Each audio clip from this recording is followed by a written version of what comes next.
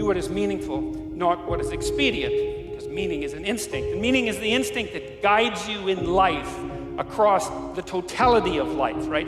What's expedient, that's what you might want to do right now in an impulsive sense, right? Because you're driven forward by, anger or anxiety or frustration or disappointment or despair, some sort of one-eyed motivational monster that's got you in its grip that really isn't considering everything at once, right? Like considering your life tomorrow or your life next week, or maybe even your well-being half an hour from now. And the instinct for meaning seems to be a consequence of the integration of all of those underlying motivations and emotions with social being, and then the manifestation of something like the proper pathway forward. And you need that because you need to know how to move forward in life. There is always something you can do differently. And once you understand that you can always make a different choice and get a different reaction, and that's the power in your life, that's the power that you have, is no matter what's going on, you can choose to think differently, believe differently, see differently. All of those things are a choice. Read Man's Search for Meaning by Viktor Frankl. That if you have a why, you can survive almost any how. I can't afford to quit because I got a family depending on me, I got a world that depends on me. I understand what I'm fighting for, do you? What you fighting for? What you living for? What you doing it for? For some retweets on Twitter? Are you doing it for something bigger? Are you doing it for legacy? Because regardless, legacy is left. Whether you want to leave it or not, either it's going to be left in a way you don't want to leave it, or it's going to be left in the way you want to leave it. Legacy is left regardless, but you right now have the chance. Here's the problem I find most people have. They judge themselves through the lens of a moment. They fail at something. They miss the honor club. They don't close that deal they thought they were going to. They embarrass themselves. They flub something.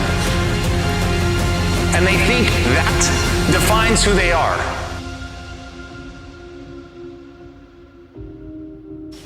But I'm telling you right now, you're not defined by who you are, you're defined by who you want to become.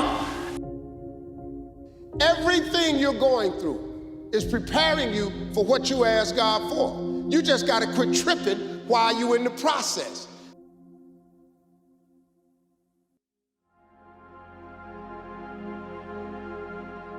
When you see people bear their suffering nobly, there's nothing in that but good. And then when you see people take on more responsibility and decide that they're going to aim up and confront their suffering honestly and forthrightly, that their lives get better and the lives of people around them get better too. And so that's very strange as well, because it also means that the pathway to less suffering is through suffering. It is the thing that allows you to go the extra distance, to dig a little deeper, to push a little harder, to get after it.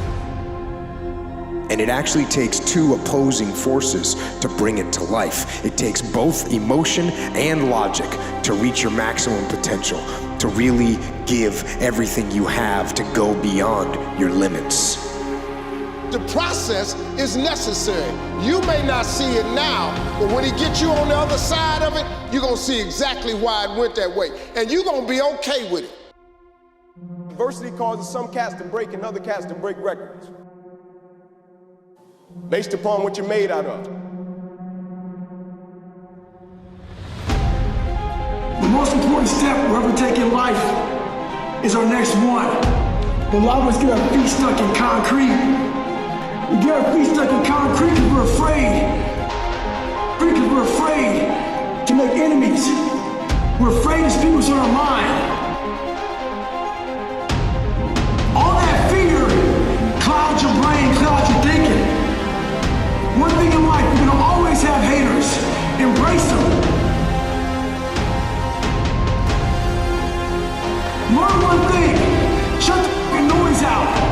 Embrace the fact that people don't like you. It means you're doing something right. Stay hard.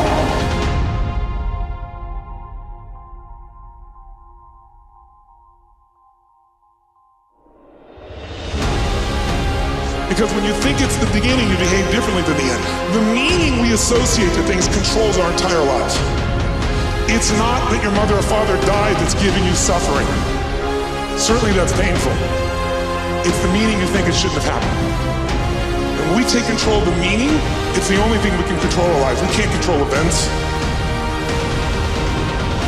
When it just doesn't make any logical sense to go on, that's when you use your emotion, your anger, your frustration, your fear to push further, to push you to say one thing: I don't stop.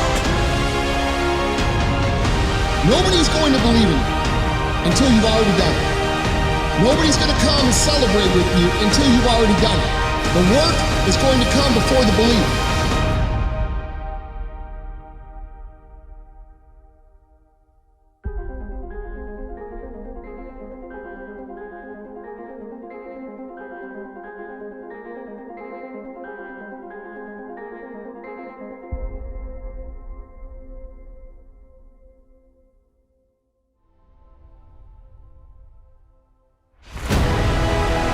When your feelings are screaming that you have had enough, when you think you are going to break emotionally, override that emotion with concrete logic and willpower that says one thing: fight weak emotions with the power of logic.